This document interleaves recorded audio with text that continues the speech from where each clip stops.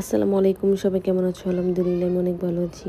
তো হঠাৎ আমাদের সবার প্ল্যান হলো যে আমরা স্পিড বোট দিয়ে ঘুরবো। তো আমার বোন ভাবলো যে বাসা থেকে নুডলস রান্না করে নিয়ে যাক। তো এই নুডলসটা আমরা সুপার শপ থেকে কালকে নিয়ে আসছিলাম আর ট্রাই করে দেখার জন্য একটাই নিয়ে আসছিলাম।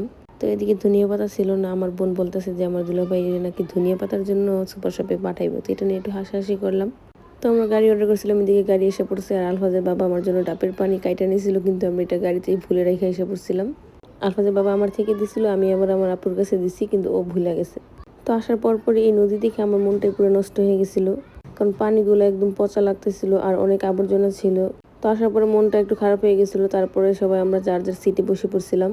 তা আমি তো আগেই বসেছিলাম আর আলফাজের বাবা আলফাজের নিয়ে উঠছে। ওঠার পরে এত ধুলতেছিল, কিন্তু আমার অনেক ভয় করতেছিল। আর যেহেতু আমরা দুই বোনের এক বোনের সাঁতার জানি না, সেজন্য আর বেশি ভয় করতেছিল, কারণ আমাদের তিনজনের সাথে বাচ্চা ছিল। আর বাচ্চা কাচ্চা নিয়ে নদীর পথে কোথাও যাইতেও অনেক ভয় লাগে। তো এদিকে আমার বোন আর বোনের হাজবেন্ড কি নিয়ে যেন আলোচনা করতেছিল আর দুইজন ঝগড়া করতেছিল। আর আলফাজের বাবা আলফাজের নিয়ে সামনে ছিল। এদিকে তো আমরা খুব চিন্তায় ছিলাম সবাই যে আমরা কি এই নদীতে ঘুরবো কিনা। তারপর দেখি যে না, আমরা বড় নদীতে আসছি, অনেক সুন্দর। এদিকে যখন ছিলাম তখনও অনেক ভালো লাগছিল, কিন্তু ভিতরে যখন গেছি তখন আরো বেশি সুন্দর পরিবেশ ছিল। আমি আমার রুমে বসে ভয়েস দিতেছি, কিন্তু নিচে বাচ্চা কাচ্চারা খেলাধুলা করতেছে, সেই আওয়াজে আমার ভয়েসের মধ্যে এসে পড়তেছে। তো তোমরা সবাই অবশ্যই এটা একটু ইগনোর করবা। আর দেখো এই পরিবেশটা এত সুন্দর, আমরা সবাই যার যার মতো ভিডিও ছবি নিতেছিলাম।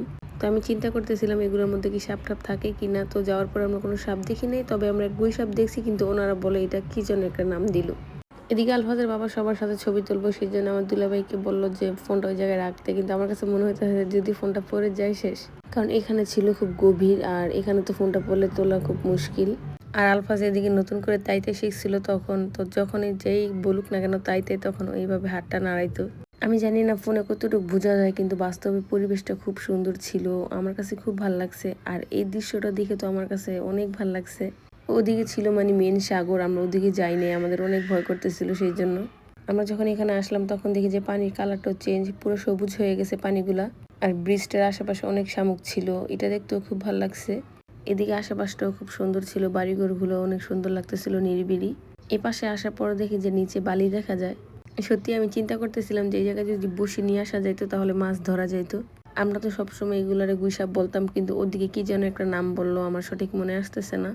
আর এদিকে তারা বাপ ছেলে একটু দুষ্টামি করতেছিল। তারপরে আকাশের দিকে তাকায় দেখি যে একটা প্লেন যাইতেছিল, আর আমরা চিন্তা করতেছিলাম যে আর বেশি দিন নাই আমরা চলে আসে পড়বো। তো আমাদেরকে বলছিল এখানে নাকি কোথায় যেন বানর দেখা যায়। তো আমাদের বলার পরই দেখি যে একটা বানর বাহিরে আসছে, কিন্তু আমরা কোনো খাবারই নিয়ে আসি নাই। তখন আমাদের যেই স্পিড বোটটা নিয়েছিল ওই আঙ্কেলের কাছে বিস্কিট ছিল, কলা ছিল, তো উনি আমাদেরকে ওগুলো বের করে দিছে। তো